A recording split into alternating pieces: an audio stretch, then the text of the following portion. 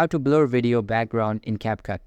Hey guys, in today's video, I'm going to show you how you can blur the background of any video using CapCut. Just make sure to stick with me till the end so you don't miss any steps. Alright, first open CapCut on your device.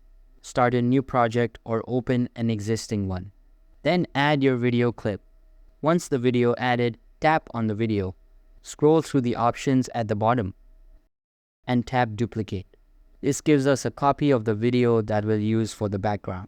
Now with the duplicated video selected, press Overlay to place it beneath your original.